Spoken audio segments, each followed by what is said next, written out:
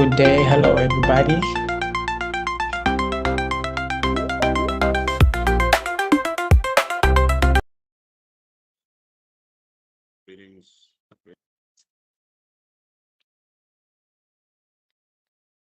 We're going.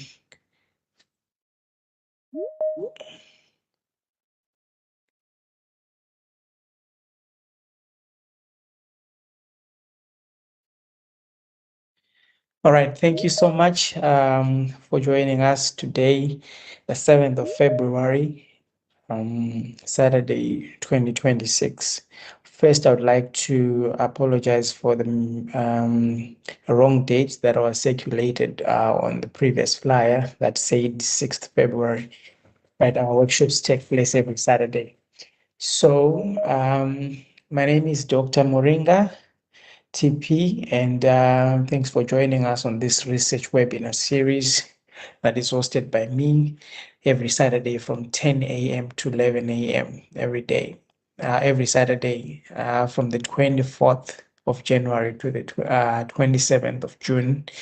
And after that, after the 27th, we'll be visiting various campuses at universities where we'll be doing on physical retreats and training workshops. So be on the lookout. We'll be coming to your universities where we'll be doing AI training and research. So our workshop today, our series today, we're basically talking about AI as a research instrument, right? But in that process, we'll be looking at issues of bias, hallucinations, and fabrications can be avoided when you are using AI as an instrument. I want to emphasize that in this series, our emphasis on ethical use of AI, and we regard AI technologies as tools for enhancing and improving the way we do our work as researchers in the academic space, right? We do not condone any forms of AI replacing human judgment and compromising our academic integrity. So we regard AI as our assistants, as research assistant, a super fast research assistant, so that we can streamline the processes of doing our work.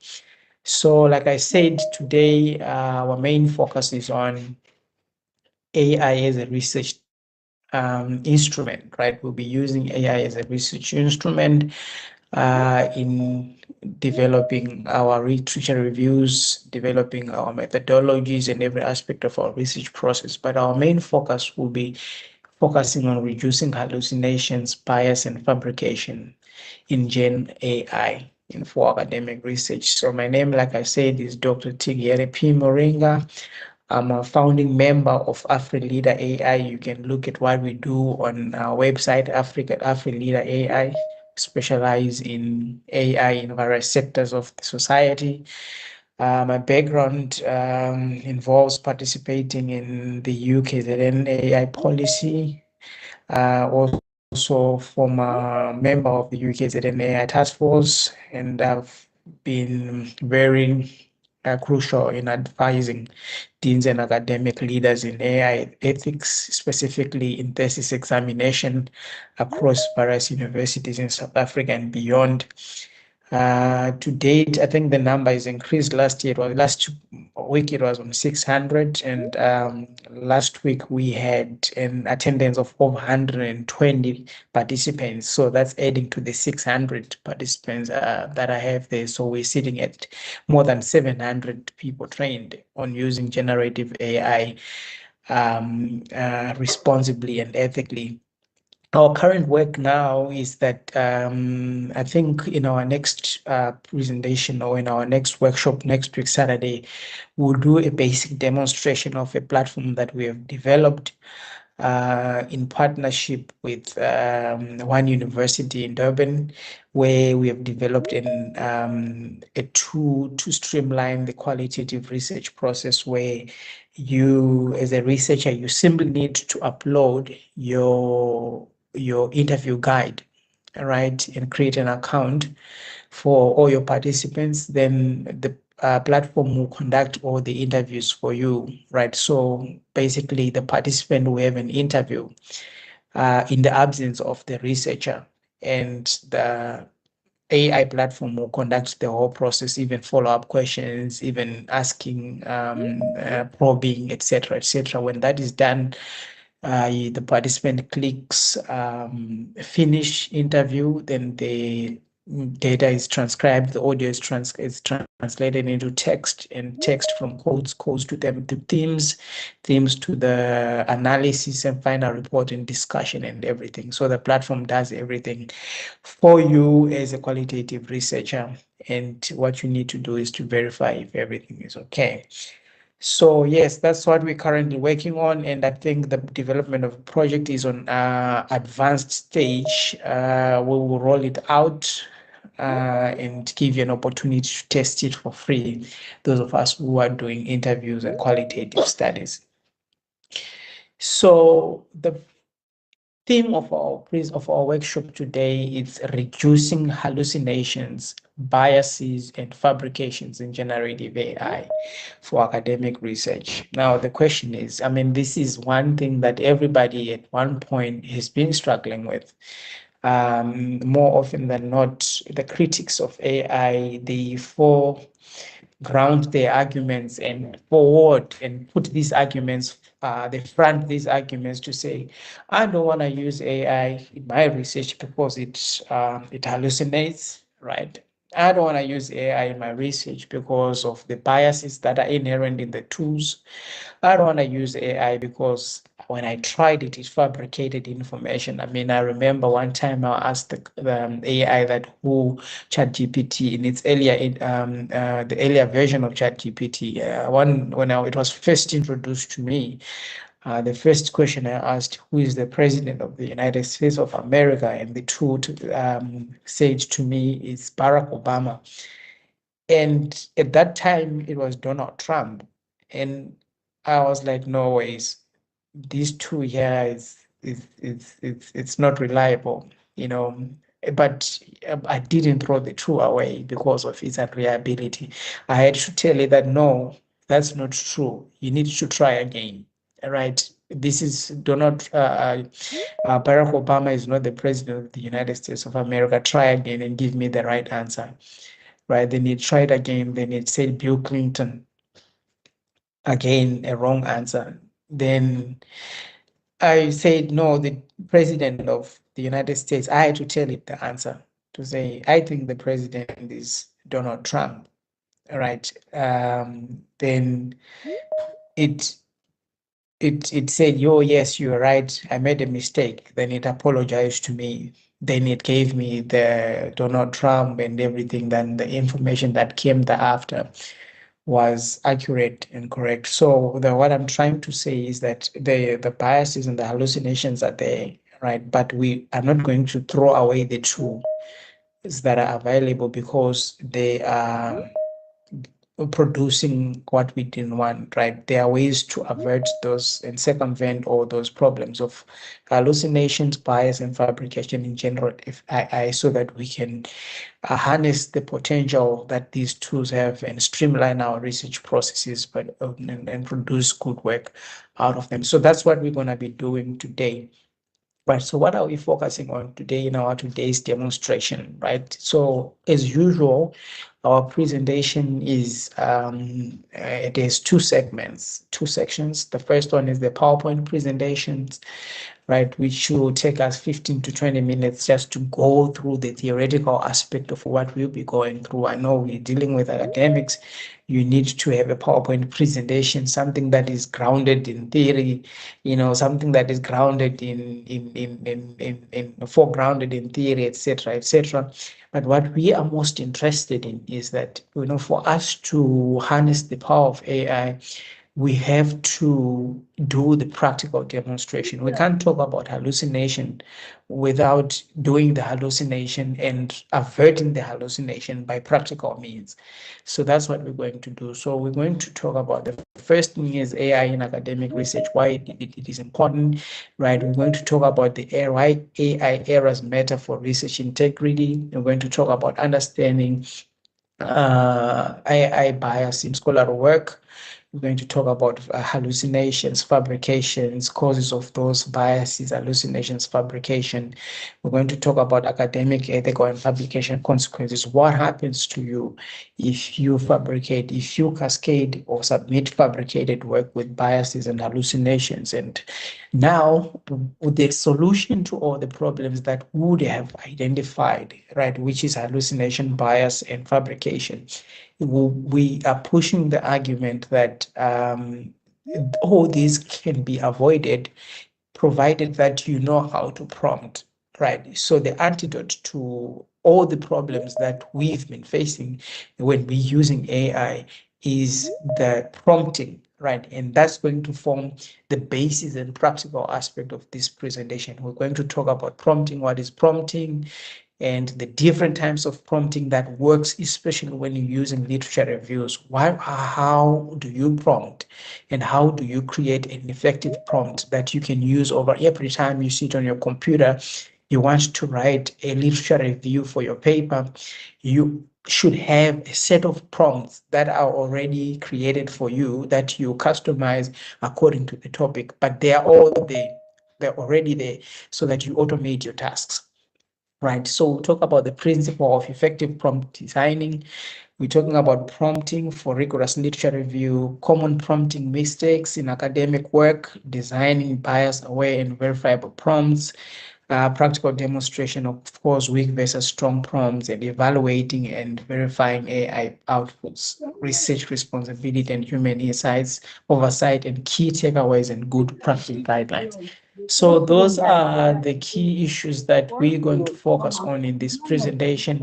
There is Dr. Esther. You are unmuted. Can you please mute your mic so that we can have a very fruitful and engaging presentation. So when we're done with the presentation, the PowerPoint presentation, of course, we're going to need to hear what we think, because we're going to identify in the practical aspect what those weak prompts are and what are those strong prompts are, right? So why is the issue of prompting, hallucination, biases, and fabrications so much important for us as researchers?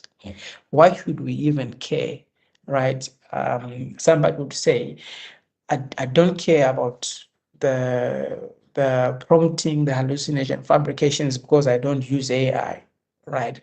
Well, you might not care because you don't use AI, but if you are an academic, the work that you're gonna read at some point is AI generated, right? At one point, not maybe every time. I mean, students are using AI more than ever before.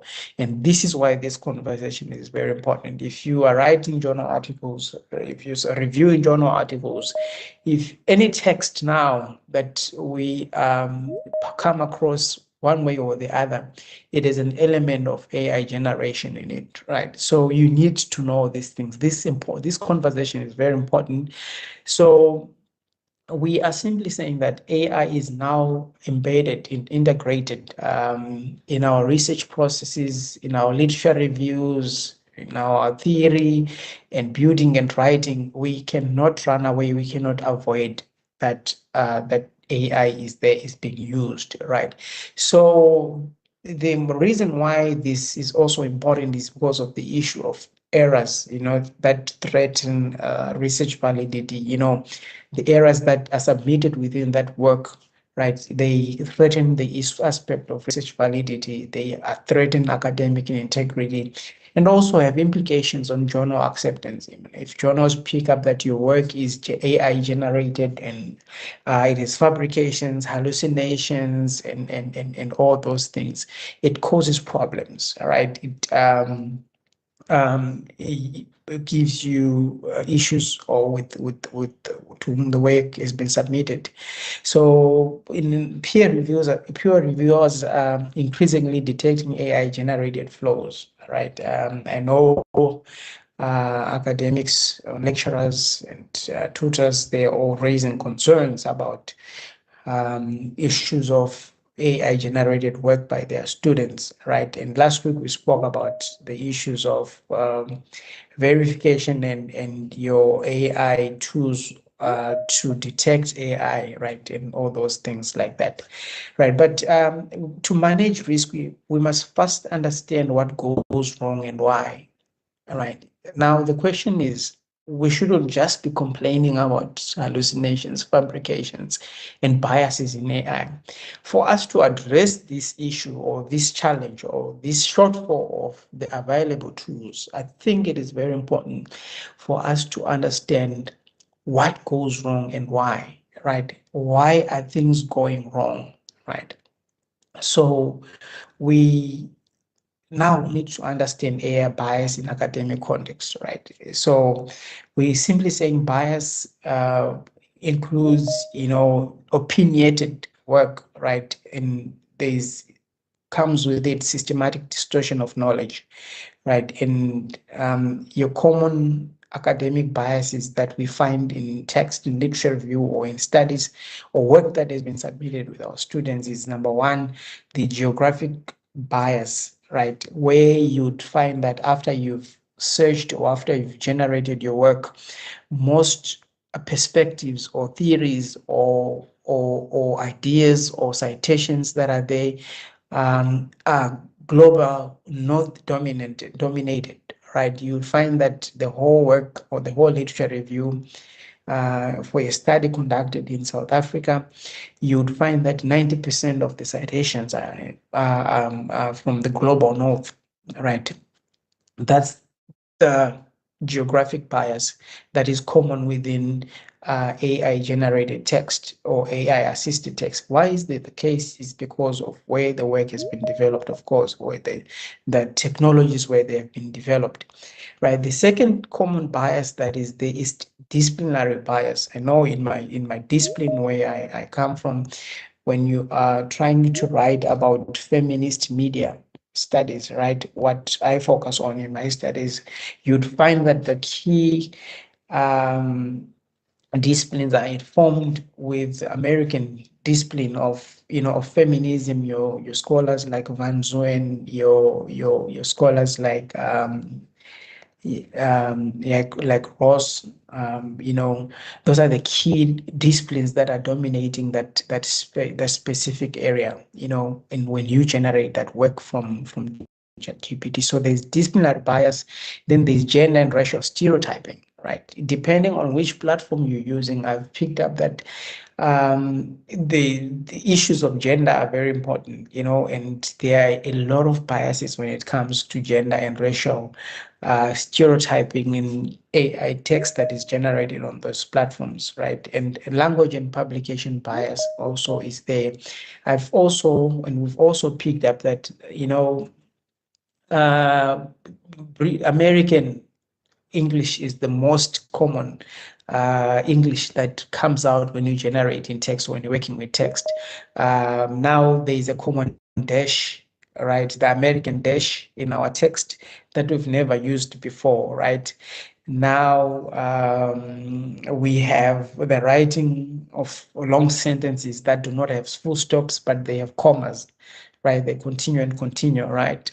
That's American style of writing, right? We've also identified that most of the text that comes in there, they have Z. When you're talking about organization, the spellings, right, that comes out the American. So those are the language biases that we're talking about, right? Because these technologies are developed in those geographical context. Right. So publication bias is also, you'd find that when you are generating text, the literature that you come or the peer-reviewed studies that come out, most of them, they actually published in a certain kind of publications, in a certain number or set of journals, right? You look at your Sage, you look at your Taylor and Francis, right? If you look using consensus, those of us who've used consensus for literature search, you identify that most of the studies or most of the literature that might come out there is Asian literature, right? Studies that, no, not Asian literature, but journals, Asian journals, right, is because of the tools, how they were developed in the context within the geographical context where the tool was developed. So it comes with those biases, right? But there are ways to, of course, to mitigate those, right? So those are some of the biases that are common within the AI generated text that we need to be aware of, right? For us to be able to mitigate and navigate that space, right? Hallucinations. So this is lying with confidence, right? I've had a friend actually, who would, when we want to convince anyone, right, that something that we did was a product that we're selling is a good product, would know that that friend would come up with a story, right? So that's an example of AI tools. They lie with confidence, right? And they will lie, that lie is authoritative and backed by a fake citation, right? That's what they do. So we're saying hallucination is when AI sounds right, but in actual fact, it is wrong, right? The English is so good that you speak very good English that even when you're lying, people don't focus on your lie. They focus on your beautiful sentence construction, which is very beautiful, right? That's what the experience with AI tools is, right? So AI biases are systematic errors in AI systems that produce unfair outcomes, favoring or disadvantaging certain groups or based on race and gender, where hallucination is confident generation of false or unverifiable information. And common forms of these hallucination in literature reviews includes fabricated references, right? That's a common thing, but we'll show you how to mitigate, to navigate around this, misattributed theories. I remember I was working on a paper 2 weeks ago, and I didn't know, right? And the paper is looking at something to do with continuous learning, all right? And I just thought that maybe there's a theory called theory of continuous learning, right? And I said, I want to use a theory of continuous learning in this paper, right? Tell me more about the theory of continuous learning, right? So that was on ChatGPT. Then the platform went on to tell me about the theory of continuous learning. Then I was asking myself, but I've never heard of this theory. But already the platform has given me the theory of continuous learning, right? On top of that, it has sources, right? And these sources, they're actually credible sources, right? But what is happening is that the theory is not true, but it is backed using credible sources. Then when I was sitting to myself, I was thinking, let me just verify if there's a theory like this. I went to Google straight and say, is there a theory called continuous learning? Right. And Google said to me, there is no theory called continuous learning, right? There is actually an amalgamation of concepts that bring out theory together, right? So it becomes a conceptual framing. Had I not done that, I was going to walk away thinking that there's a theory of continuous learning, because why ChatGPT has already lied to me, right? So it hallucinated. It gives me what I wanted to hear, right? So that way comes the issue of misattributed theories, right? Non-existent databases or models. It does that, right? But that's not the end of the world. There's always a way to actually mitigate, and will demonstrate a BCD of those, right? Fabrication in AI-assisted research. So AI fabrication refer to content, to data or designs produced by artificial intelligence, encompassing both accidental falsehood, which is hallucination, and intentional synthetic creation. So they include fake data, fraudulent academic papers, and manipulated imagery, right? So fabrications is equals because we're inventing data, right? Then we're inventing findings, then we invent citations, right? Then, but key causes of fabrications in literature reviews or in academic works is they occur because AI wants to fill a certain gap that is missing in the prompt or in the command or in the instruction that has been given. right? Or the data upon which it has been trained does not have conclusive information, right? Then therefore the tool fills in gaps. For example, I'll give an example of a citation that is missing page numbers, right? You're using Harvard style of referencing, right?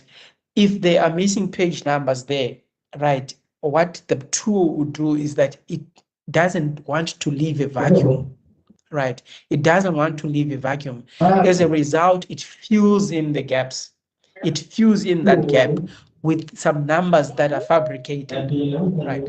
So, but there's a way to mitigate and avoid that. So it provides examples also, fabrication of examples without constraints, right? So this happens when you do not give it the parameters or the examples themselves to say work within these parameters. That's where this kind of fabrications happen, right? So high risk in qualitative summaries and thematic synthesis, right? This is normally where it happens, right? When you're doing qualitative studies or qualitative analysis of data, right? When there are gaps in your data, when there are gaps in your information or gaps in your prompts, right? The tool doesn't want to leave a vacuum. What it does is that it fills in those gaps for you, right? So it's very important. And I think already you can see where we're going with this conversation, because we're saying the tool, of course, it has limitations, but the gaps are as a result of what you as a researcher didn't say, or what the scope that you've given it might be missing something, right? Therefore, there's need for us to look at what we are saying or the instructions we're giving to the platforms. Right. So the argument that we are pushing in this presentation, or what we want to prove and what we want to avoid, we are simply saying that most AI errors are prompt induced, not accidental. Right. Of course, that does not outrule the shortfalls or weaknesses that the tools have. Right. For example, LLM models are designed to generate statistically plausible language rather than verifying truths, right? So they work on predictions. They predict the next closest as answer or word or pattern that completes your statement, right? So they don't verify factual truth, but they are predictive in their nature, in that they predict the most possible word or outcome or pattern to fill in or respond to what you have given them or what you're asking them. As a result, when there is a gap, it fills in that gap, right? So that's what happened. So while we push our argument that most AI errors are prompt induced, not accidental, we need to acknowledge the shortfalls that the AI tools function as advanced pattern matching systems, right? They predict the next likely word based on massive, often unverified trained data set, right? So when these models lack specific information or are prompted to create complex niche content, they fill in with blanks, with fabricated data that often appears authoritative and accurate, but whereas that information is actually not accurate or true, right? So we are saying, yes, the platforms have limitations, right? Because they are working on predictive models on the data upon which they're trained, but lack of specific information or the weakness of a prompt can exacerbate the situation. And on the reverse side, the strength of the prompt that you would have used can reduce the bias or the hallucination or the fabrication of information. So, as a researcher, using AI as a research instrument for data analysis or for your literature review, the excuse for the tool's weaknesses cannot be justified when you, as a researcher, are deploying these tools, right? When you submit your work and it has these has these errors, you cannot blame the tool. We blame you as a researcher because we are looking at what prompts have you used and how strong are your prompts. If your prompt is weak, you produce weak results. If your prompt is strong and sound, you produce a sound outcome, right? The stronger your prompt is, the stronger the outcome, and it has the ability to circumvent and navigate around the weaknesses of the tools that you would have used at that particular time. Right. So that's what we're saying, and that's what we want to prove to say. If you have strong prompts, you're going to enjoy using these tools. My friend Dr. G from MNG is always saying that um, you cannot blame the tool for producing poor results, or you cannot blame a tool for not doing the accurate work. Right, the tool is unlimited functionalities and potentials that are there, and it behooves upon the researcher to use those tools and navigate and come up with creative ways so that you can avoid hallucinations, biases, and those fabrications. So we're saying AI predicts language, right? It does not verify truth. Those are the key points, key takeaways. We're saying that AI, it is trained on limited data, right? That might otherwise would not meet the requirements of what you're looking for, right? And we also saying that overly broad and vague prompts leads to hallucination, fabrications, and biases. Then we're also saying that delegation of scholarly judgment to AI leads to fabrications. If you delegate your judgment to or leave everything to chance when you're using generative AI, you have problems and you come back thinking that the tools don't work. They actually work and do amazing jobs. I mean, in our first presentation, we produced results from a Elsevier study that was conducted with 3,000 researchers, and 60%, 67% of the researchers confirmed that using AI tools is actually improving the quality of their work, especially the non-English speaking researchers. So there's no reason for us to blame AI for not doing a good job. It's actually doing a good job and we must use it. But we need to avoid biases, hallucinations, and all those things. Right. So we're saying lack of verification and human oversight are the key pitfalls that leads to work that is hallucinations, fake citations, etc., etc. So we need to be very, very vigilant when we are producing work on these platforms. So what happens to me, or the consequences for academic research, if I'm submitting work that is hallucinations, fabrications, and the like? So you have an invalid literature review. The literature review that is invalid. I spoke about the misleading theoretical framework. You have fake theories in your work, right? And you breach the ethical conduct, and you need to, of course, you would have gone down for a non-disclosure that you've done. You didn't disclose what you did. Your manuscript or your thesis might be rejected or failed, right? I know of a dean in China uh, whose student submitted the PhD thesis, right, with 27 fake citations, right? And because I would say maybe the dean was very busy not to go through each and every citation or references in the thesis on the dissertation, when it came a point for promotion, it came out that this thesis that the dean supervised had 27 fake citations that were cited in the PhD, and he was under fire, and he ultimately resigned. You can go and check the story, the news on Google, and he eventually resigned from the job as a dean, specifically because of this shortfall that the student has done, right? I mean, you are the supervisor. How come did the work pass through you with all these? 27 is a huge number.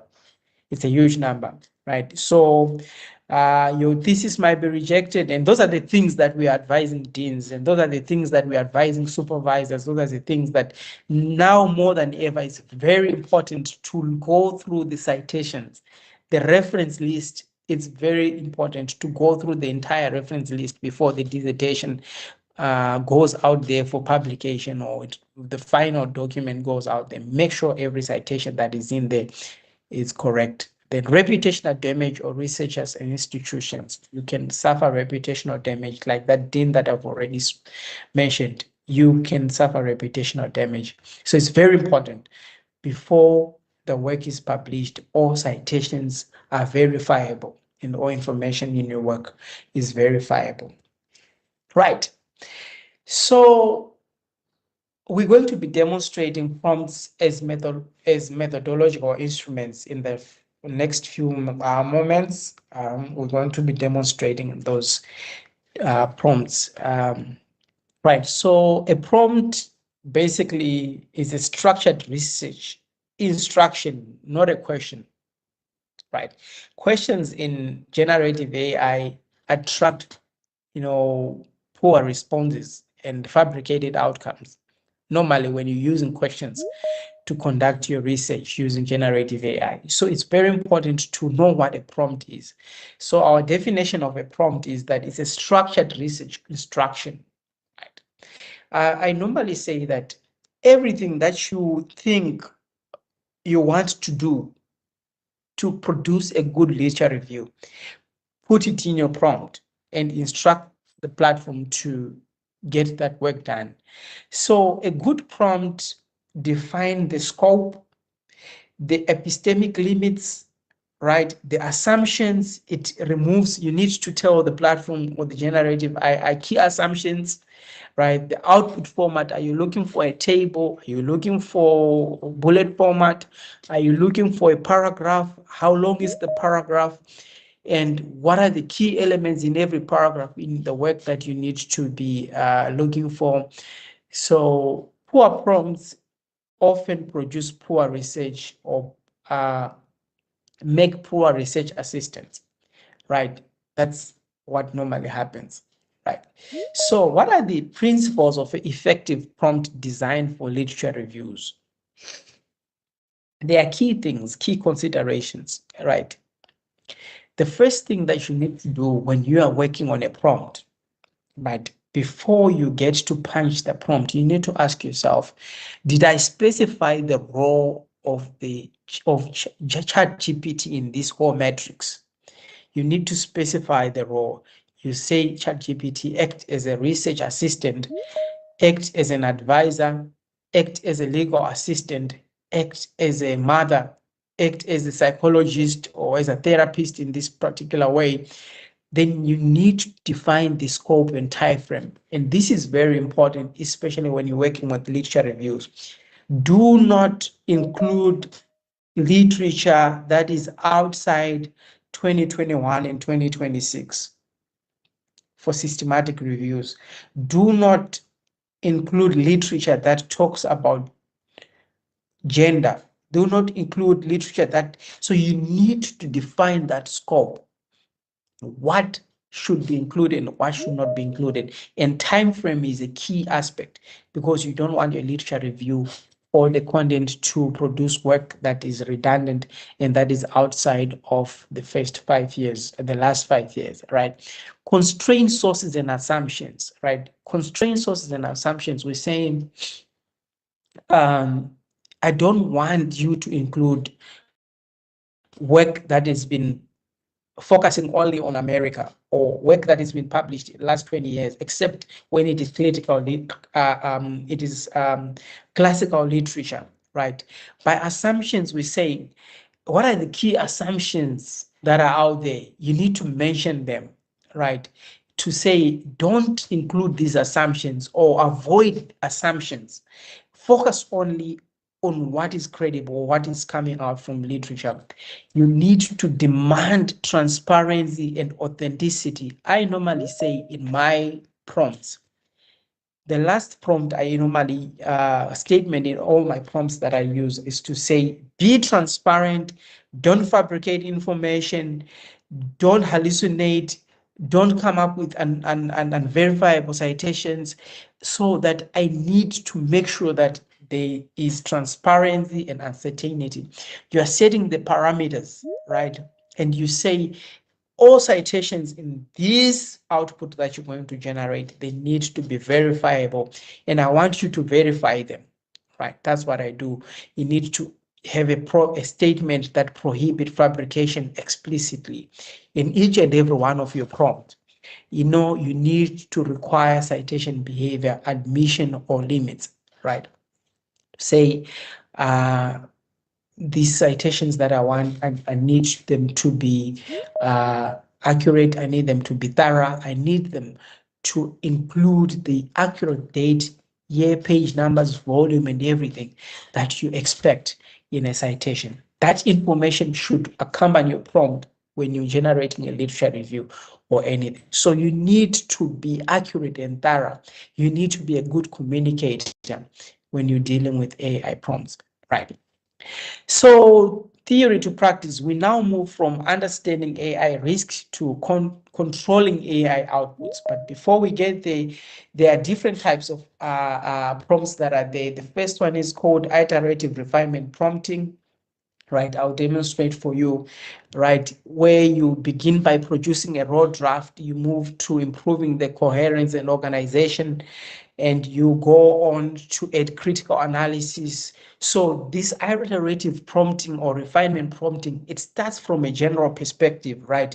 Then you have 4 more prompts that build up on what has been produced as you enhance and improve the work that you are developing, especially for literature reviews, right? I'm not going to get into much detail because I need to do the presentation of it.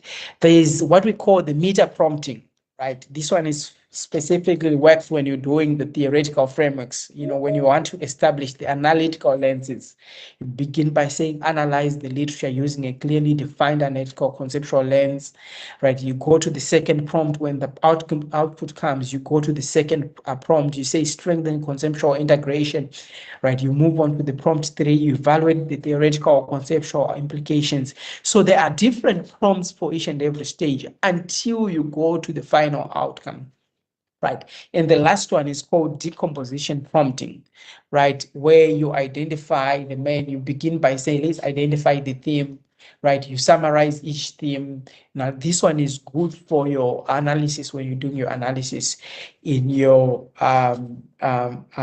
qualitative analysis, right? So thank you for listening. Let's go to the practical demonstration quickly. In the next 15 minutes or 20 minutes, we're just going to do a practical demonstration of what a good prompt produces and what a weak prompt produces, right? Then I will show you the examples of prompts that I've developed, right, that work effectively, that work miracles and wonders when you're working with literature reviews. Right, so yeah, without further ado, just a quick one. Let's go to, I love using ChatGPT because it's free and anyone can use ChatGPT, but you can do these prompts in any of your platforms that you have. Right, while I move to the next platform to share my screen on ChatGPT, if there is any comments before we start to do the presentation of your practical demonstration of the various prompting and the prompts that we have, and that we are confident that these prompts work. Any questions?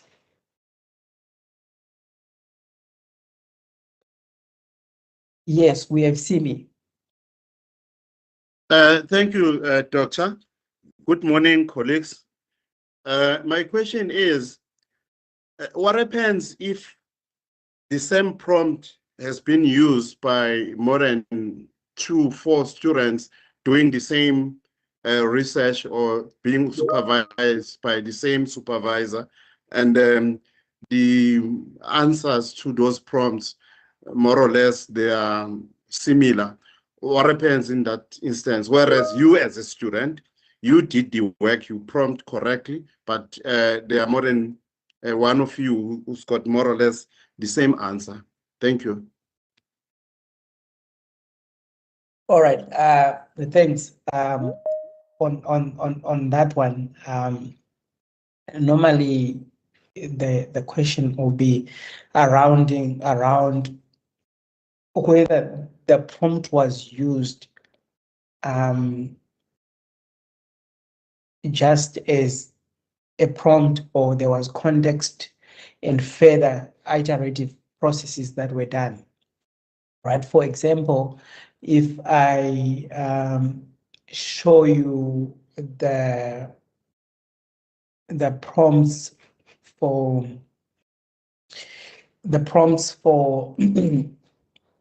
that work in the decompositional framing or the iterative framing, right?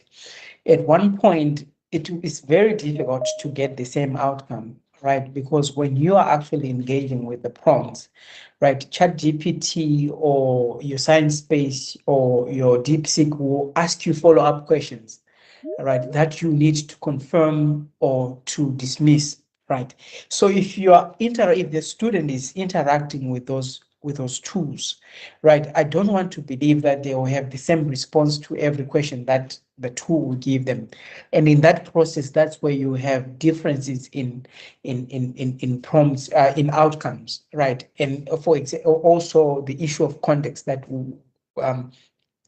we'll talk about brings in that the differences in the text that will be produced. If you are clear about the text, or if you are clear about the context or the questions that you want to come out from the platform.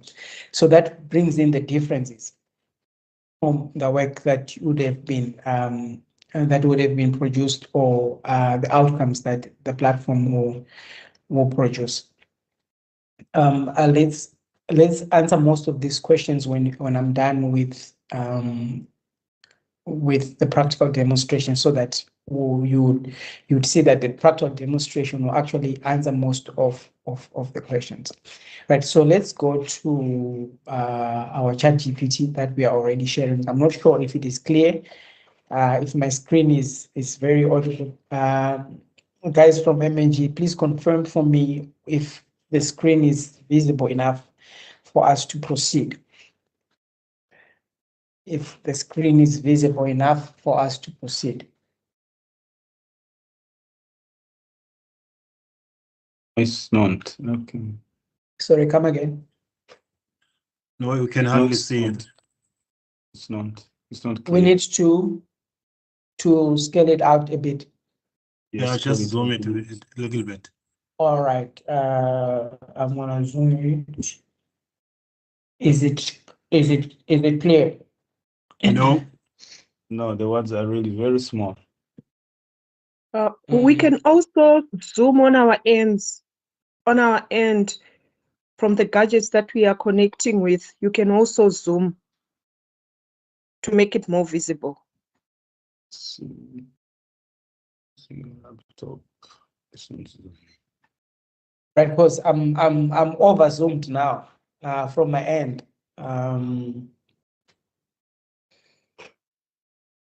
Yeah, it's okay now. All right, it's okay now. Right. So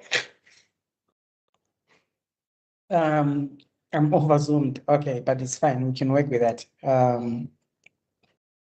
So what are we saying? We are saying that what we want to prove is we want to prove the kind of prompts that produces biases and hallucinations, right?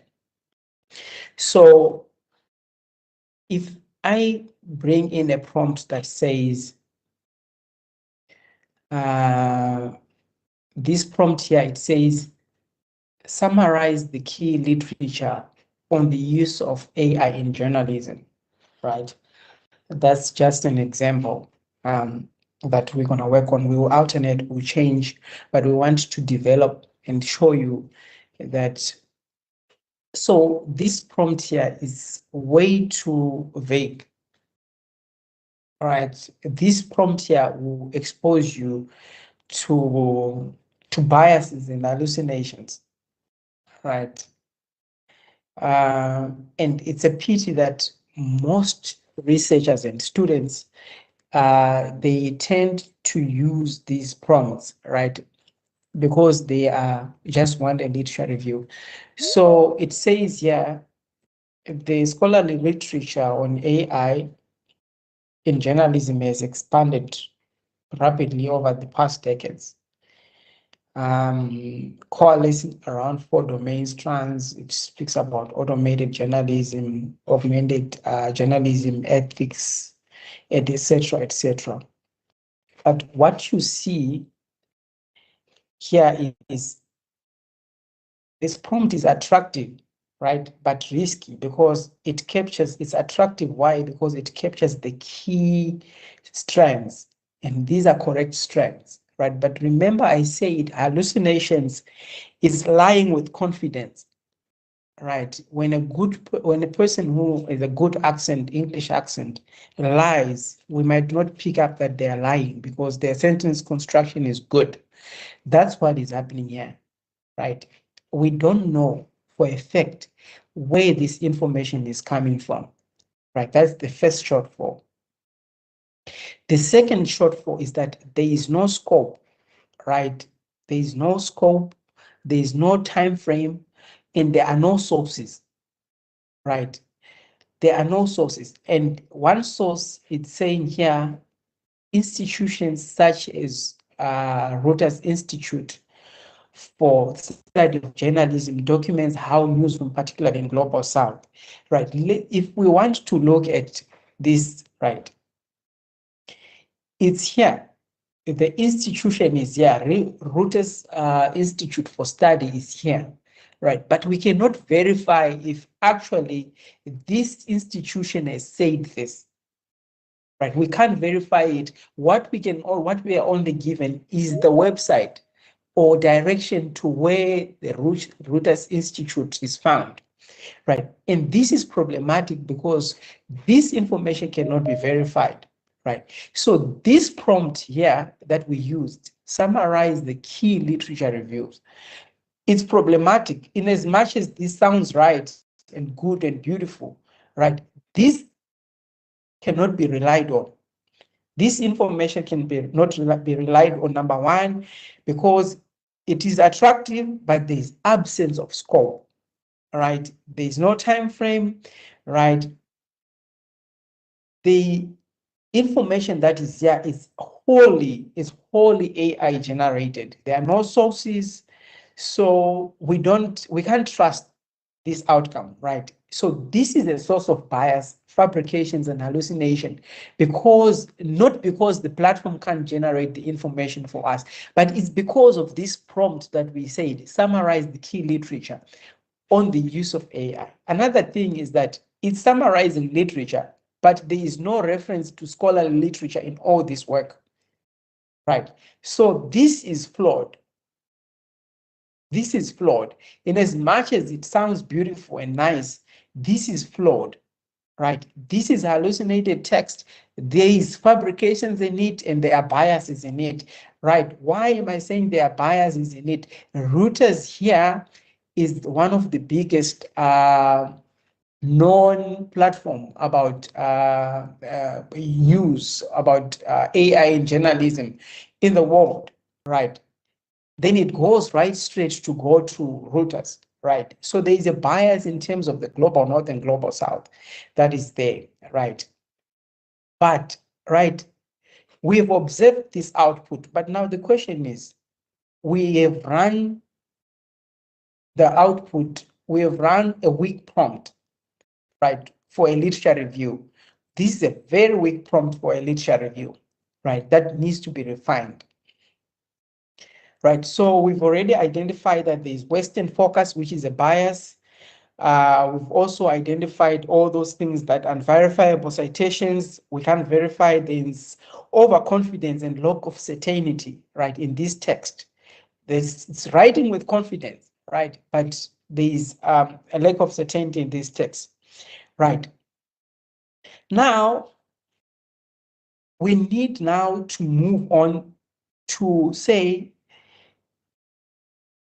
let's introduce the prompt principles so that we can enhance or move away from these biases. You remember in my presentation, I said there are kind of principles that you need to follow, right? So we need to introduce the design principles. Now, we need to reframe the task with role and scope, right? So we're saying, let's bring in role and scope into this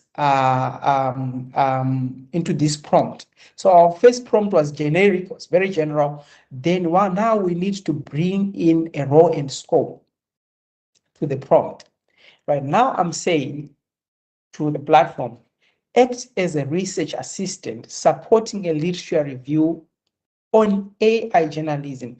Focus on peer-reviewed academic debates rather than industry commentary, right? Remember, the outcome here had an industry commentary from Reuters Institute, right?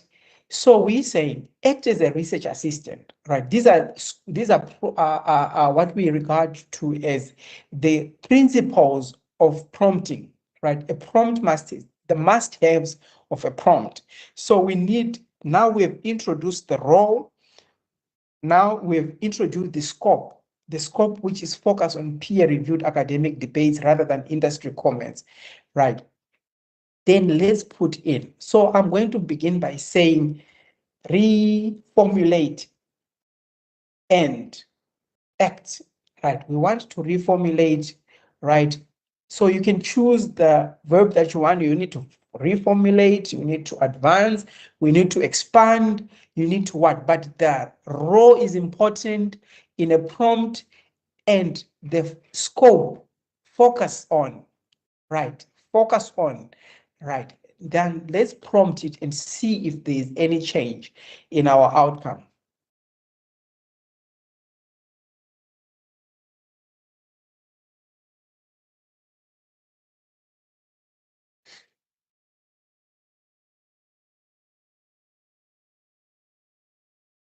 Right.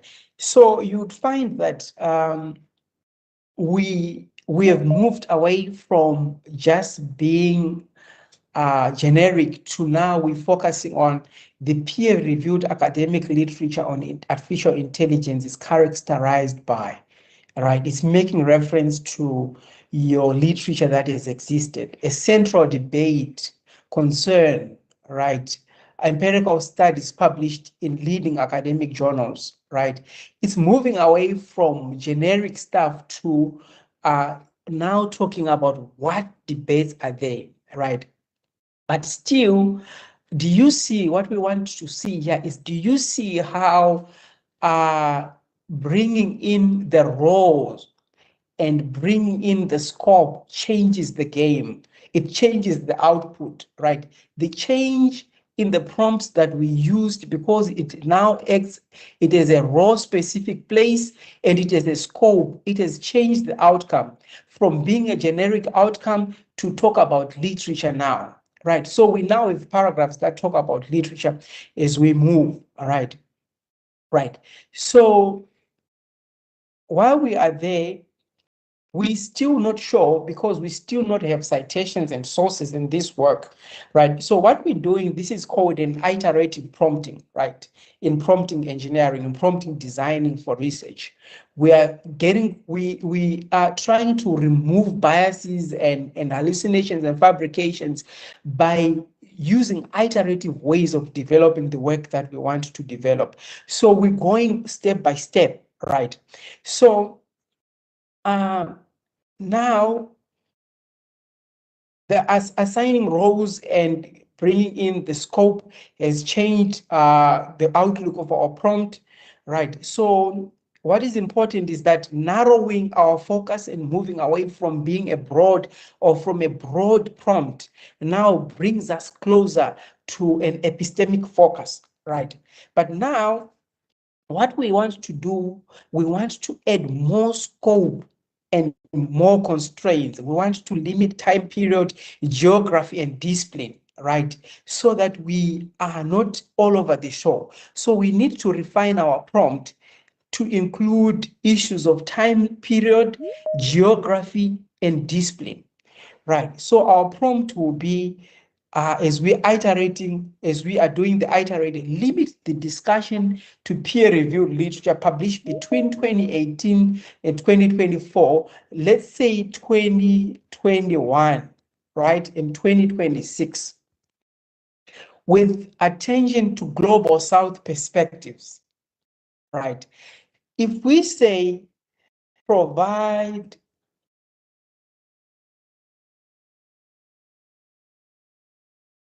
using APA, right, in-text and a reference list, right? We want now to get closer and as we verify what is coming out, right? We've introduced, right? So we're developing our prompt, right? Because our prompt, it needs to have now limited time, geography and discipline and citations, right? I want to see the difference now in terms of what output will come out. Now it says below is a reformulated literature review, right? Focusing on peer-reviewed literature in AI journalism, the global South perspectives. It says a dominant strand of literature examines AI-assisted automated, right? Then we have two scholars here. We're gonna need to verify, right? At least we have citations, but we are not yet sure if the citations are correct or not, right? We're gonna need to verify that information. So our literature, you see it's taking shape. It's looking more or less like a literature, right? But we are not sure if really what this has been produced is verified or not, these debates that are there. But if you look at this literature that is coming out, right, it's totally different from what we had initially, right? So we are iterating slowly until we get to what we regard to as the best outcome that we need, right? But what I want us to verify here is you can see how constraint reduces biases because we're now making reference to literature, right? But now let's verify this literature. I want to say this literature is biased because already the citations that are there are biased. Why? Because if you look here, it has two. It references Ajin Tete and Moringa and Danso and Zonto in a study, The Role of Artificial Intelligence, right? Then it goes back here. It cites Moringa, Ajin Tete and Danso, right? This is the same article. Yes. Sorry. Yes. Yes. I'm not sure if Selma is aware that video is on. I just wanted to, to let her know. Thanks. I didn't get the question. I didn't get the comment. No, I said I'm not sure if Selma is aware her video was on. It was just Selma. sort of, yeah. Okay. No, I think she's addressed that, right? So look now, we have a problem here in terms of our citations, right? Ajin Tete, which is we can verify Ajin Tete, right? Open link, right? This the DOI is wrong, right? The DOI is wrong that is on this citation, right? It cannot be verified, but we can also need to verify the article itself, right? Now, let's go to Google Scholar. Right, the article is correct, right? But what is wrong here is the DOI, right? And probably most of these also are wrong, right? So what happens here is that we still have a literature review that comes out, right? But it's getting better, but not perfect. But when you look at it, you might think that this is good, right? But when you go to your citations here, you'd find that the citation is correct, right? And the information in the citation is correct, but there is a fabrication on the DOI, right? Which now is a problem and is problematic to get this work. And another problematic issue that we picked out is that the same citation here, the agente, right? It's repeated here, but now it is attributed to Moringa, then agente comes second, right? These normally happen more often than not, right? Especially when you don't verify your citation. It misplaces the authors, right? It misplaces the authors. But, right, that's not the issue of the day. You can always work around this and say verify all this. If I say verify all the citations and confirm if all of them are accurate, right? Let's see if our platform is truthful and if it is genuine enough to go and verify our citations, right? This is one thing I like about this platform. It lies to itself and also corrects itself, right? It says verification for each citation. It says Carlos automatic judgment status not accurate. Right, this one is not accurate. It tells you that this is not accurate. Conclusion, valid article, but outside your required date, right? This is not an accurate citation. Then it goes on to submit the second one, cannot verify exact citation. It cannot be verified, right? Then it goes to the third one.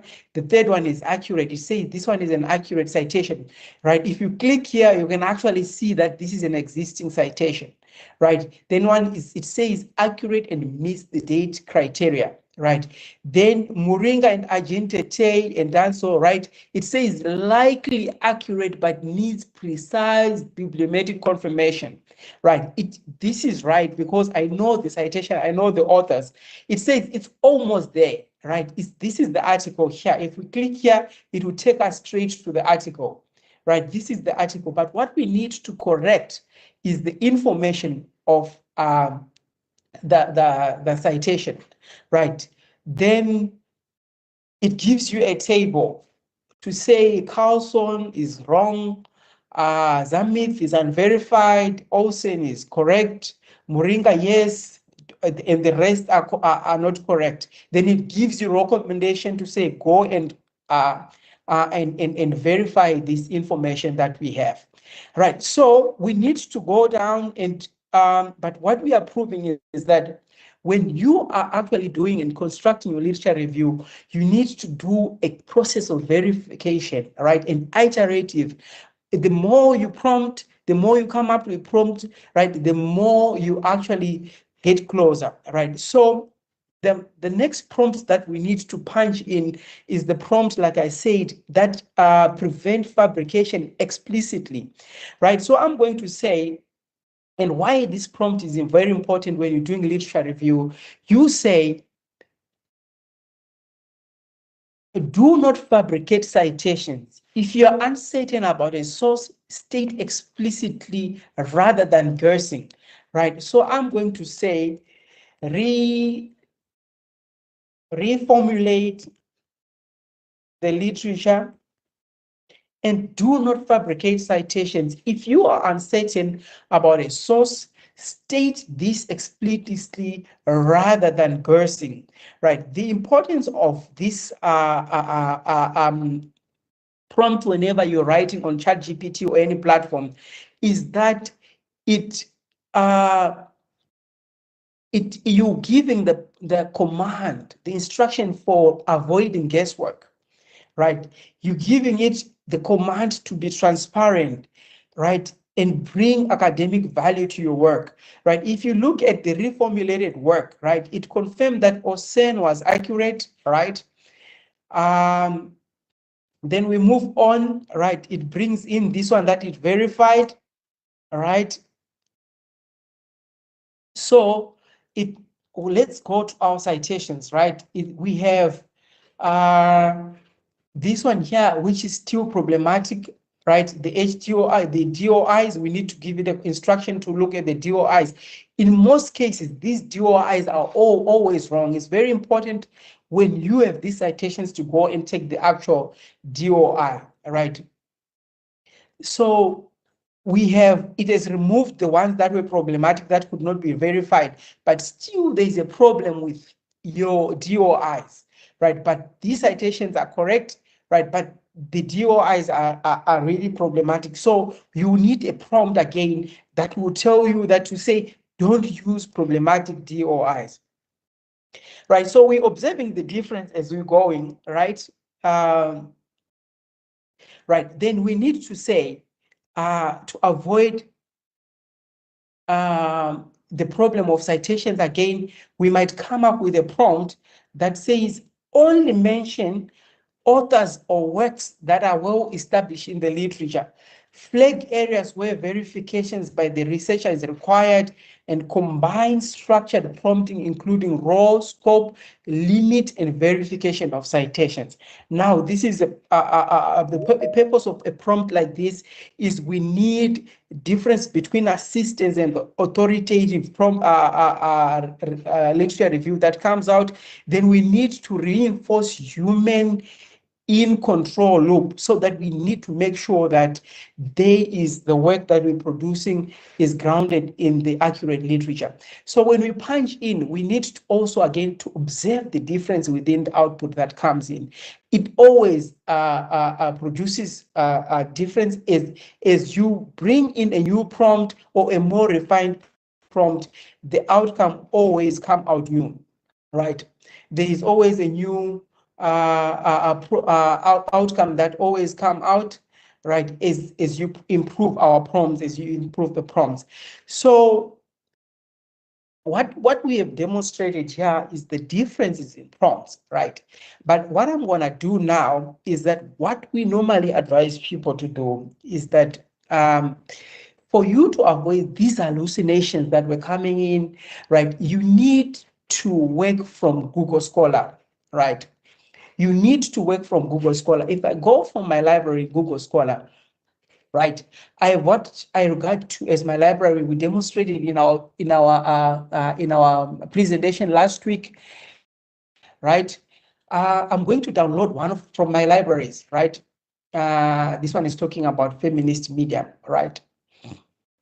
Export, right? I'm going to download this, and I'm going to download it into my download. If you don't know what I'm talking about, you can go and watch the last week presentation where we taught about downloading from Google Scholar, right? So what I'm doing here is that I want to avoid all these problems that ChatGPT comes with.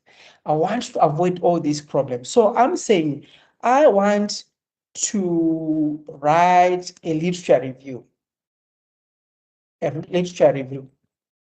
Right? But I don't want these hallucinations and stuff like that. So I will attach my literature or my reference list on ChatGPT, right? Right. Then I say use the literature in the attached document, right? Only. Don't cite anything besides this literature, right? And I want to bring in something of interest to you, right? I want to show you a complete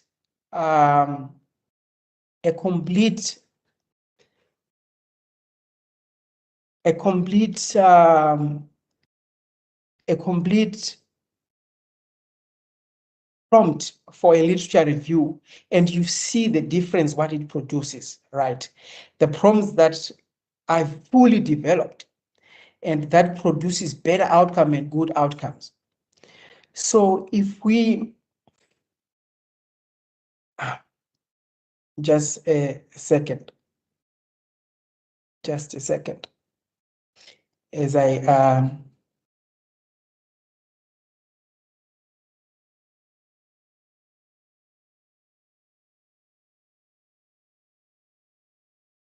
want to share this prompt here with you quickly so that you can see what I'm talking about.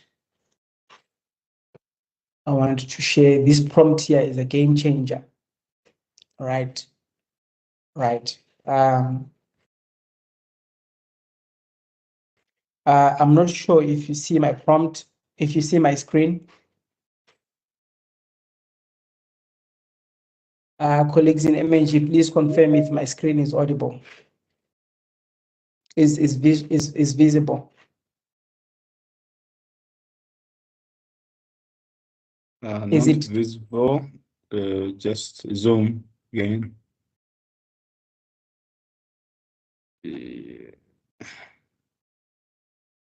Okay, no, it's fine.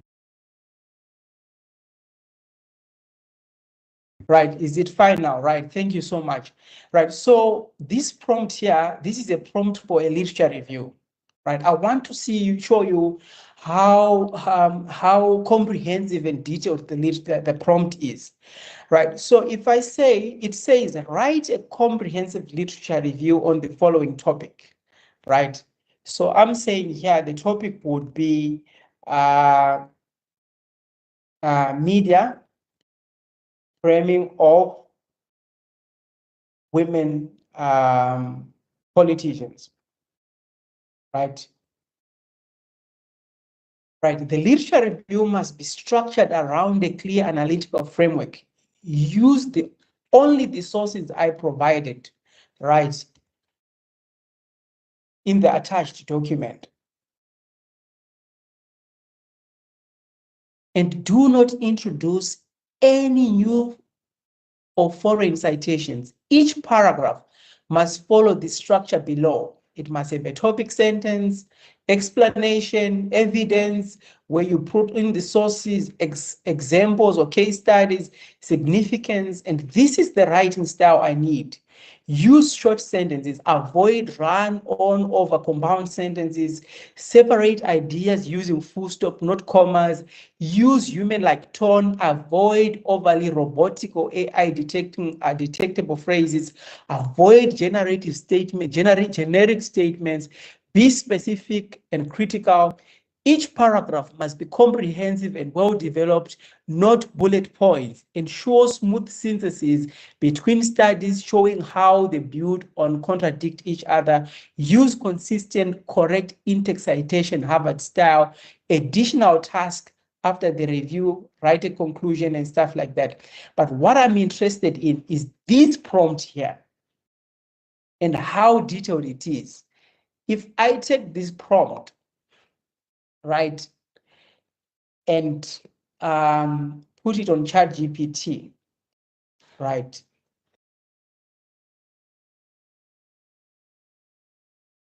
If I take this prompt and put it on ChatGPT, I want you to see the kind of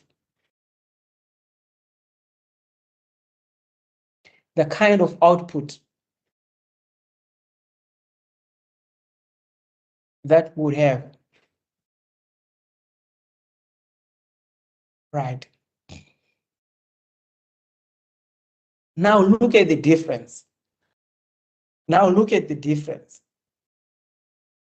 From what we have done earlier on, and this is the literature that we are using, right? I've uploaded the literature in this document, right? So you can actually verify and cross-check here that this is the literature that has been used, the volume, publication number, everything. This is the literature that I've uploaded on ChatGPT, right? So this is the literature that we've used, right? And this is the prompt. Look how detailed the prompt is. So the game changer to avoid biases and everything that comes out is because of the prompts that you've used and providing context and providing it with the literature to work on, right? So we are training or generating the literature review from the data, not that is in the cloud or from anything else, but from the data that we've provided it. This is the data we provided, this is the literature we provided it, and it is using that literature. This literature, this is the literature that I've given it. I can verify this literature there in here, right? It's there. I can verify the literature. I don't need to worry myself, this literature, right? I don't need to worry myself about the ideas. I might need to go and reference back and see if the ideas are coming from. But what I know is that this literature review, it is built on the literature that I've provided and this prompt here. So I can say here to the platform, I can say to the platform, I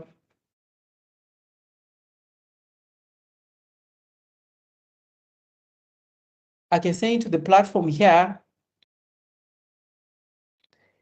now I want this literature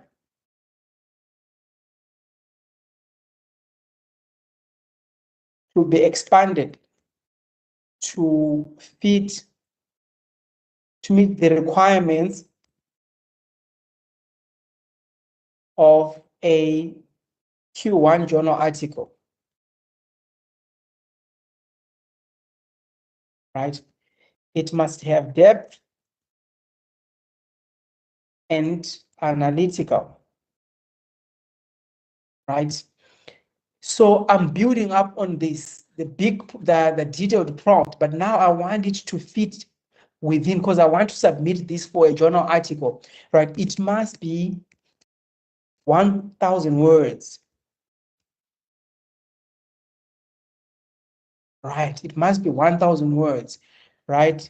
Then let's punch in and see what comes out.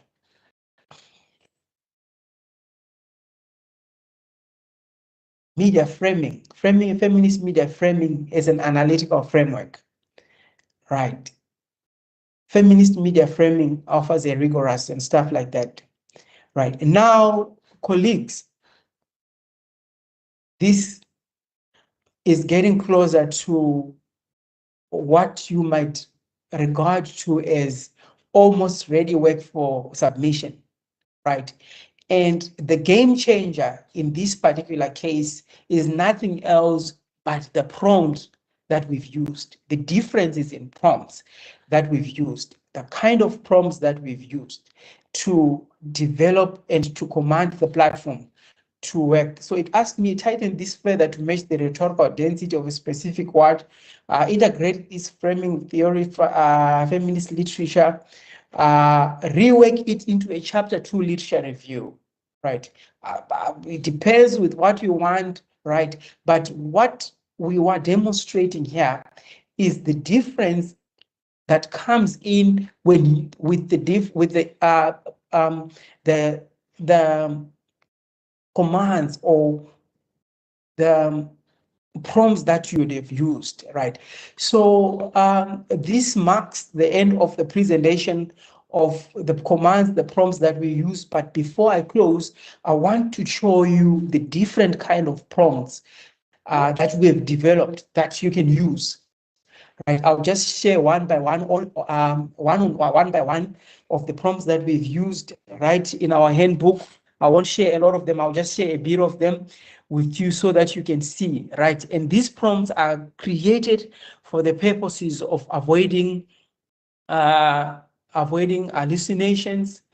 The prompts shared, developed to, so if I share here, this kind of, okay, this prompt here, we developed this prompt for the purposes of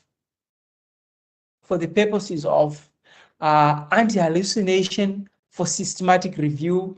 It says you are an expert systematic review. When supporting me, follow the PRISMA outline standards. Do not invent fabricated studies. use only verified peer-reviewed studies before presenting results, double-check citations, organize information, provide DIOs, right? Output must be factual, traceable, and free from hallucination, right? So these are the prompts that we use when in developing systematic reviews, right? If I show you again the other prompts that that we use, right? Prompts for your prompts for your methodology. All right, I'll show you prompts for. All right, we've already shared this one. We've shared this one, the prompt for methodology. Then let me see this one. Right, this one here. It's a prompt for, yes. Can you also share maybe for theoretical framework? All right, I'll share with you the prompts for theoretical framework. So yeah, these are the prompts for systematic review and methodology, right? It begins by saying, define the central research question, word count 100 words, include rationale for the research questions, right? Include 2 to 3 key studies, right? It goes on information source, word count 150, then list the academics databases. So they are very detailed. The moment you attach this prompt sheet on your chat GPT, the results will be miraculous. You don't need to verify anything, because what you have done is because you have given it the actual parameters through which the work should be produced. So you don't need to worry about anything, right? You say prompts for theoretical framework, right? I will share with you prompts for theoretical framework. I think this one here is the prompts for theoretical framework, right? Yes, this is the prompts for theoretical framework. The prompts for theoretical framework now, they're looking at each and every stage of developing your theoretical framework. The moment you attach these prompts here, right, it begins by the purpose of the theory session. Demonstrate your research. This is what I want to do. The structuring of the theory, the sections, right? To understand the dynamic of local government leadership and stuff, this study, it gives the platform, the exact things that you want, the context, right? Provide the origins and development of the theory, engaging with scholarly, position yourself within the current theoretical debates, highlights the gaps and contradiction, show how the study extends the theory, right, translate the abstract into operational, look at how all these things, the different sections, they intersect to produce the theory. Now I give it a command writing style for a Q1. You know, you need to make sure that these things avoid overloading, right? Focus on 1 or 2, ensure theory section links directed to the literature review, cite seminar work, move from broad theoretical grounding, key debates, etc., etc. So your theories, your prompts, in actual fact, they need to meet the principles, which is scope, which is time frame, exactly the things that you need to produce. So that's how your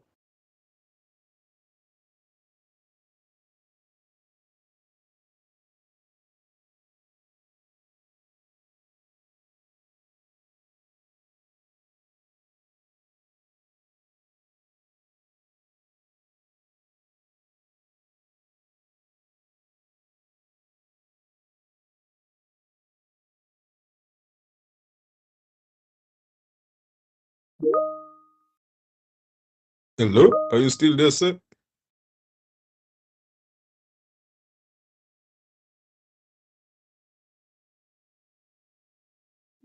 He is not audible on my side either.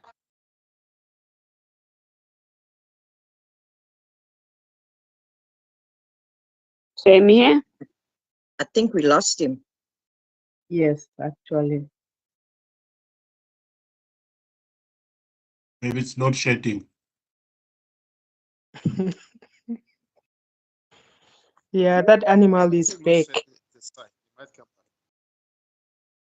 back.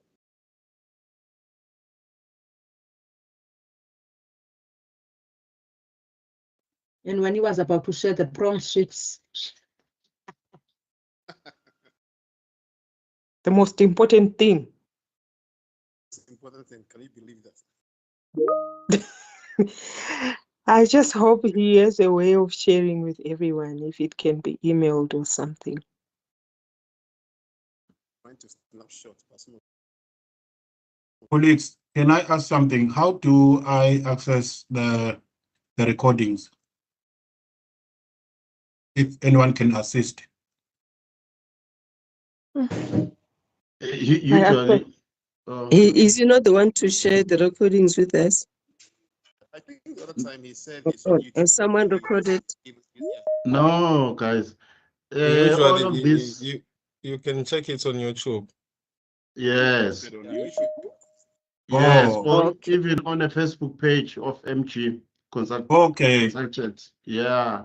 Oh, thank you so much. After each session, yeah, or if you go on Facebook page of the MG consultation, usually these sessions are there, and as well as on YouTube, as other colleagues have said.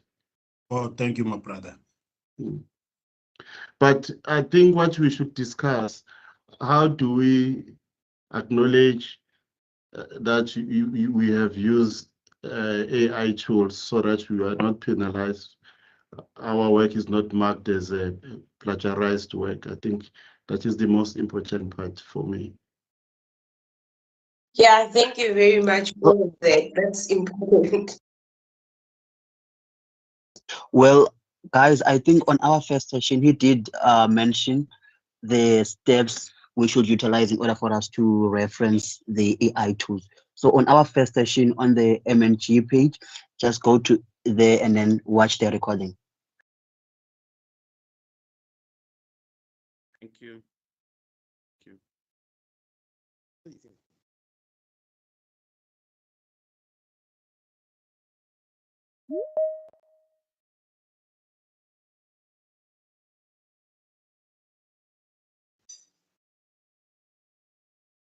But I think besides the recording, anyone who has an idea can also assist, Yeah, you ask a very important question. I think the other avenue is to try the presenter. Try follow him and communicate inbox via LinkedIn, and possibly if we can, you can request maybe for an example, like a paper, a journal paper, then you see exactly how a paper that is used AI has acknowledged the fact that they used AI. So I think that way it might help so that you know how to exactly do it for your thesis or your journal papers.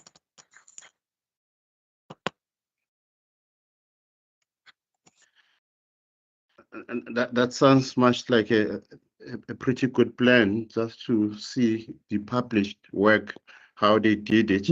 But I now remember he did mention that what is important is to acknowledge, is to, what is the correct word?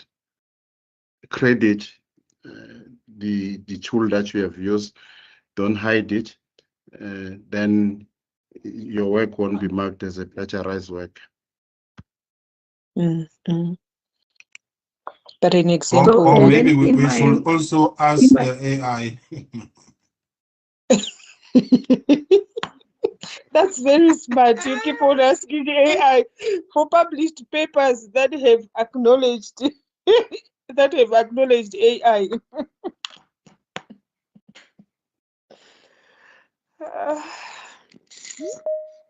This was good content. And can I ask because sometimes you just use it for editing. So do you specify that? Do you specify what you've used AI for in your acknowledgement? Yes, he's back. We can now ask our questions. Thank you so much. Apologies for the technical glitch. I think what was happening here is that my platform didn't want me to show you all my prompts. I think it's a popular thing. It's a security thing. So unfortunately, now I'm broadcasting from the phone. Are you sure you have enough electricity that side?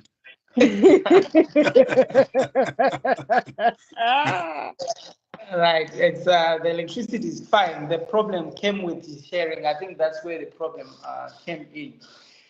Right, so I wanted today to show you the prompts for a problem statement, which I'm not gonna be able to do now because I switched onto a phone.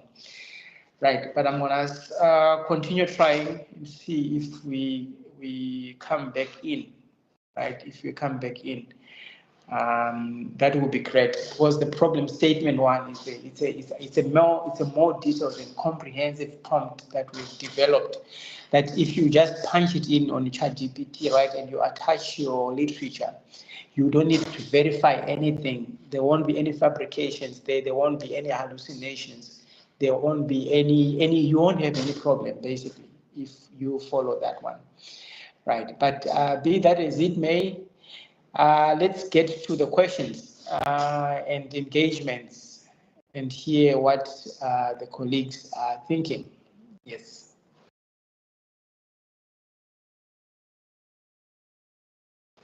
Oh, hi. Okay, can I go or?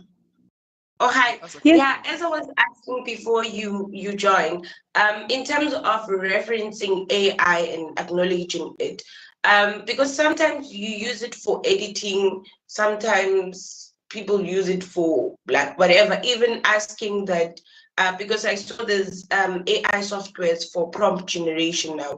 I wanted to ask, in acknowledging your use of AI, do you specify what you used it for, or do you just leave it as blank as like normal referencing, I used AI?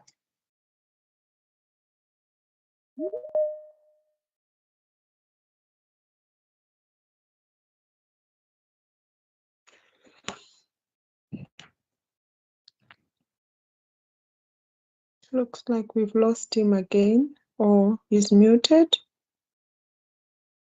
Right. So can you hear me? We can hear you now. Yes. Yes. So I'm saying you cannot reference AI, right? No. Can you list a ChatGPT or DeepSeek as an author?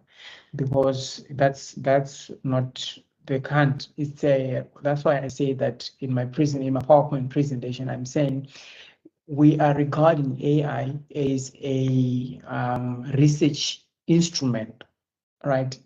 Not as a replacement of a human researcher, right? So we're basically using this to augment our capabilities in terms of writing, right? So we're using it to collect data and to arrange data information.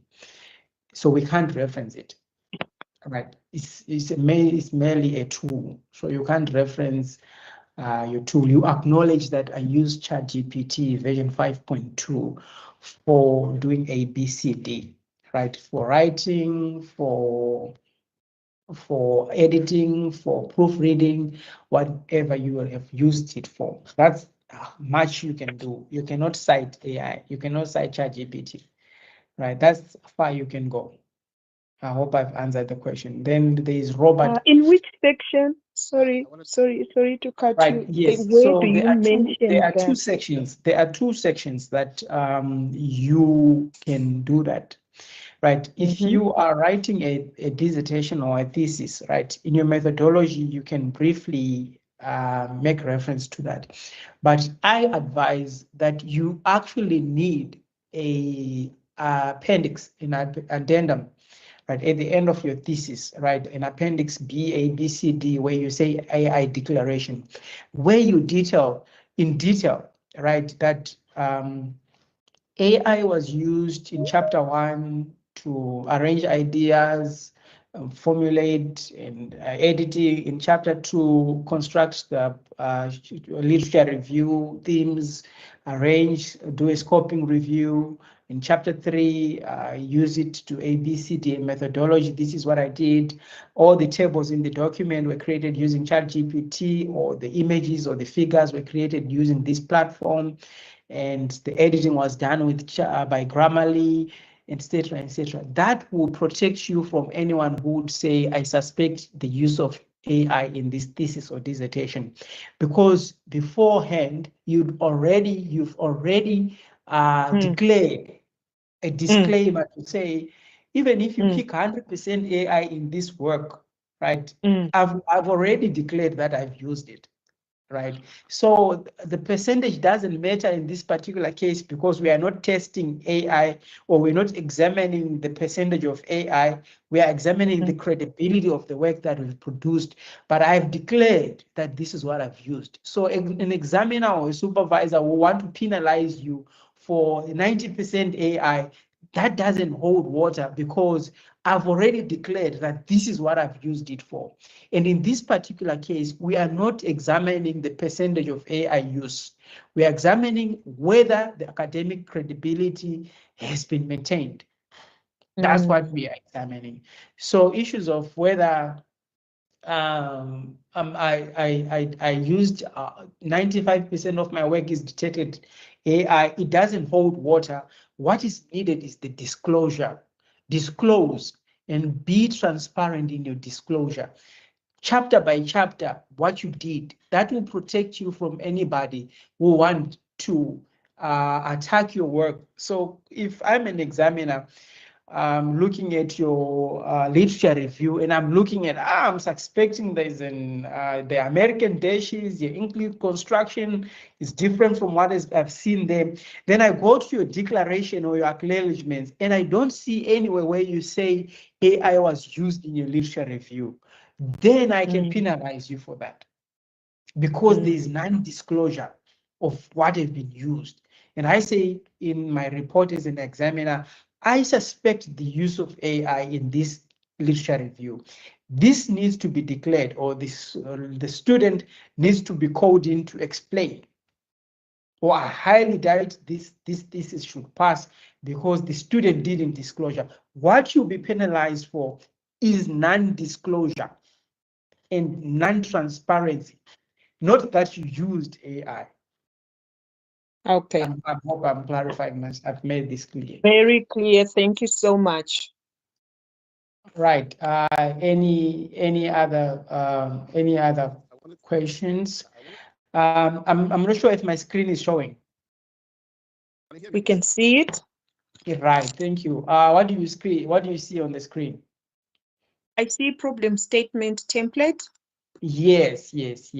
Right. So this prompt here, they are a game changer when you're writing this kind of prompting, right?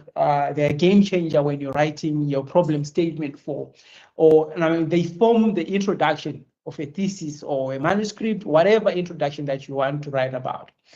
They give the parameters by beginning to say X should, they give the ideal situation, they give the current research gaps, the aim of the study, and the structure of the paper. Right, but in it, every paragraph is detailed here. It gives you the parameters of what each and every paragraph and what each and every line of the paragraph should focus on. Right, it says the role of dash is critical because of, then what ChatGPT will be doing is completing these statements, drawing insights from the literature that you have provided it for. So if you follow this template, there won't be any hallucinations. There won't be any fabrications, because already it is saying, similarly, a study by X in 2018 examined what and established what. Surprisingly, the issue now, the gap has not been well investigated, right? And and consequently, little is known about what, and it is not clear what factors about what, right? So this kind of prompting who avoid all the issues of fabrication, hallucination, you name it, all the things that the shortfalls of AI. If you can learn to develop these kinds of prompts, you will not have problems with issues of citations. You will not have problems with issues of hallucination, fabrication, biases, and everything. Because what you do is that you download, you upload the literature for yourself, then you go to give it the parameters through which to follow. Then the work that comes out will be the work that you'll be proud to demonstrate and present anyway. So that's the kind of prompting that you at this level, at master's level, honors level, PhD level. And this is the kind of prompting that we're teaching academics to say, when you want to prompt and not have problems about hallucinations and everything, this is the kind of prompting that you need to do. Right, this is the document that didn't want to show or share, right? Let's hear their hands. There's Sandile Gumede, there's Simi, and then there is Dr. Esther. Let's hear in that order.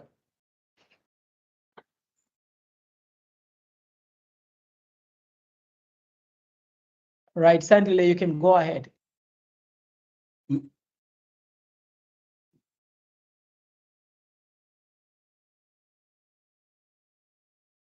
Sandile?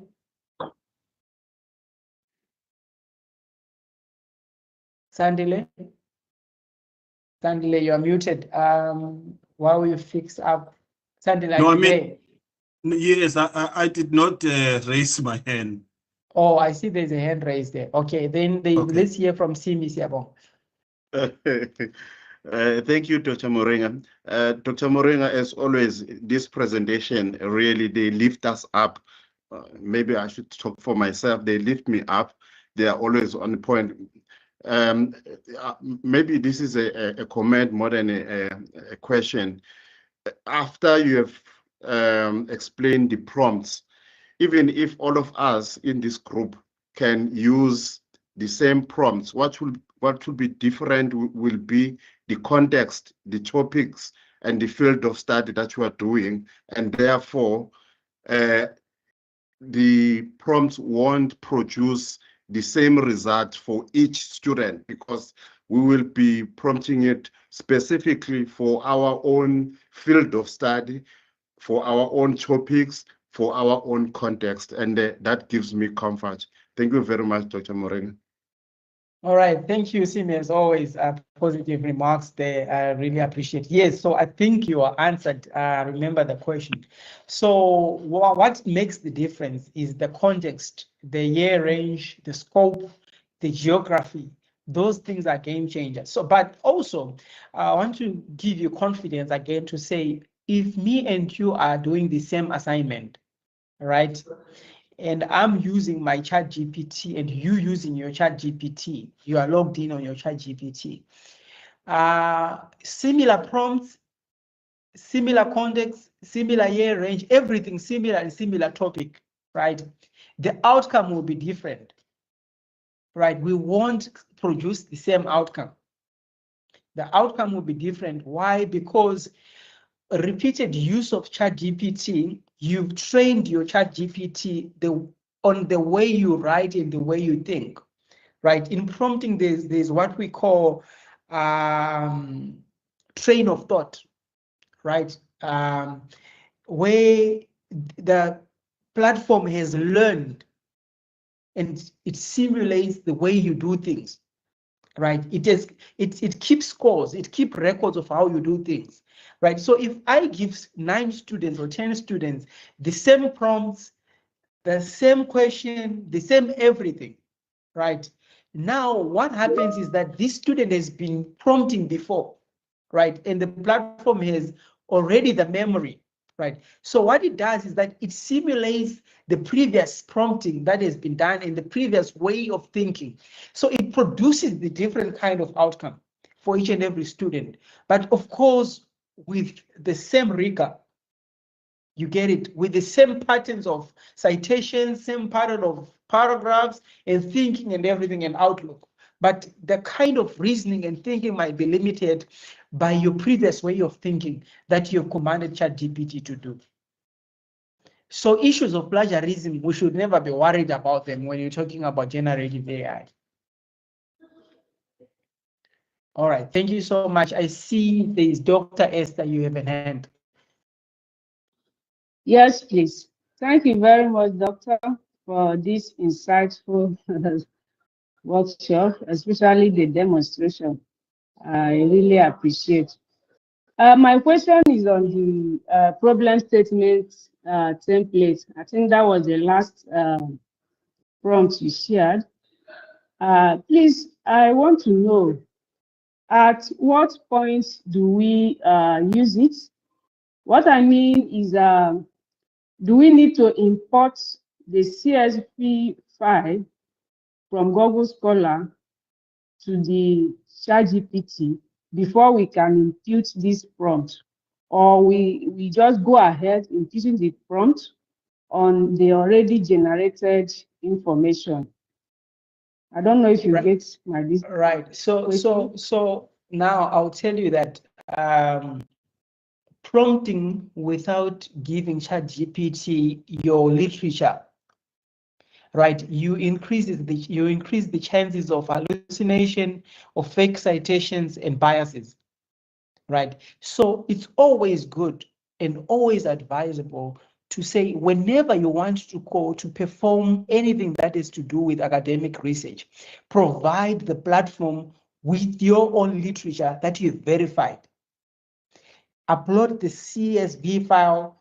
Always make sure that if you don't want to upload it, copy and paste the reference list on ChatGPT, right? So that the information, in other words, you are basically training the platform on your data, on what you've provided it, so that it doesn't go and borrow things that are not in existence somewhere. Right. So because remember this presentation, we're saying reducing bias, reducing hallucinations and fabrications. And the first step to reduce these is to provide it with your own literature. That's the best way to reduce all these fabrications, hallucinations, and biases. Verify the literature from Google Scholar, from Consensus, from Scopus, from any other database, and provide that literature yourself so that it doesn't go and fill in the gaps, like we mentioned about filling in the gaps. Okay, thank you. Again, please, can you kindly share the prompt for systematic review, especially the second page? All right, so because this is yes, because this is a free demonstration, right? This is a free workshop, right? We won't share the prompts. What you can do, you can go back and rewatch the video that is available on YouTube and Facebook. Then you can pause and take the prompts. We won't be sharing these attachments with anybody else because this is a free workshop, right? It's not paid for. But if you attend our masterclass, print the screen. Just a display, not sharing to our WhatsApp or email, just to display. Or just to display. All right, Yeah. I'll display for you. I'll display. It's showing now. Thank you. Right, it's showing now. This is the prompting for doing your. Now this prompt here will write the entire introduction of a journal article, right? Or the entire introduction of your dissertation, right? What you need to command is to give it the amount of words, the word limitation. That's what you need to change only, right? I see cheap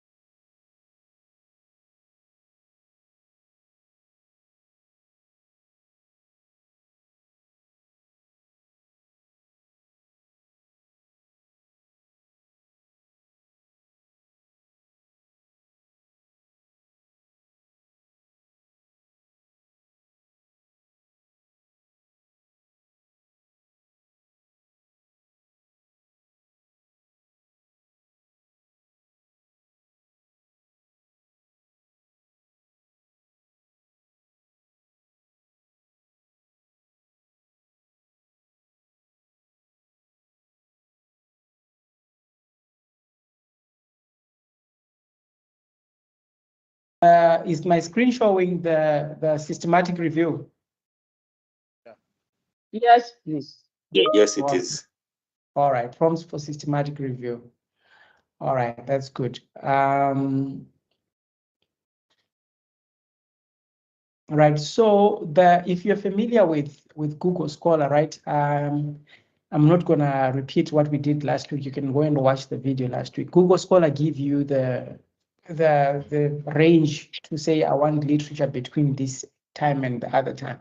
Between, I mean, you know, if you're an academic, literature should be between 25 years, right? It should be between 5 years.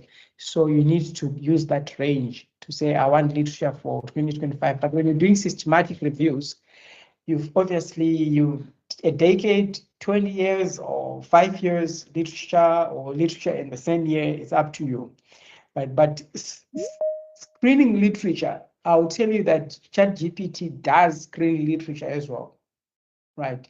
If you upload the same CSV file, you can run a scoping review on ChatGPT and say, scan this literature that I've uploaded, and I want to see the most relevant literature, right, to the topic that I'm dealing with. It will give you an outcome, a verifiable outcome, right? So everything is about prompts. Everything is about prompts on ChatGPT. Your prompts change everything. Your prompts are the game changer. Right, I'm not sure. I'm sure I've answered your question in terms of relevance. I see there's a hand from is it Nare Komape? Yes, Doctor. Yes, Nare. Am I audible? Am I saying your word right? Am I saying your name right? Yes, you are. Thank you very much. Mine is just I need your view because I've been following you since last year. All right, and thank this you so year much. I've been registered for my master's for this. I'll be starting in February. Yes. Now, well as you thank you very much, Doctor. As you're explaining, it looks easier for me as you explain. I know there is a lot of work that one needs to do in the background, but with the assistance of AI, most of the people that are in my circle, they still perceive masters as something, a nightmare. Now I tend to be a little bit confused as to, even with the assist before, yes, I can understand.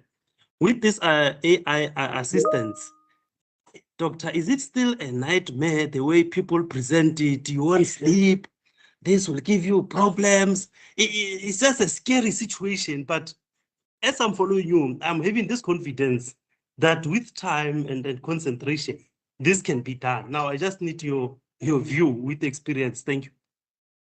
All right, thank you so much for positive feedback. I don't think a master's or PhD is a nightmare. Well, I never had a problem with my studies. Maybe that's where I'm coming from, right? The reason why I think it's not a nightmare is because it depends on the amount of time you invest in your work, right?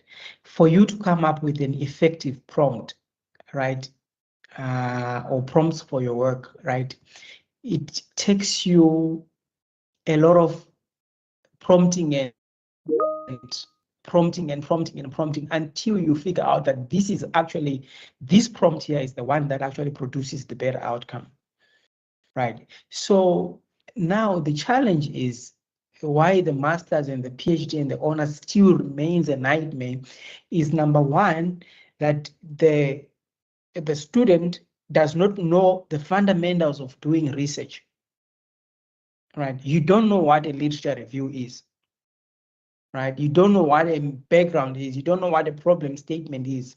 You don't know what a theory is, right? You don't know how to write a theory. You don't know how to write. So the your mental faculties don't know. You can't picture a literature review, right? Until you know how to picture a literature review, you can't come up with a prompt that produces a good literature review. So the first things first, master the art of a literature review. You know, when ChatGPT came, you know what I did?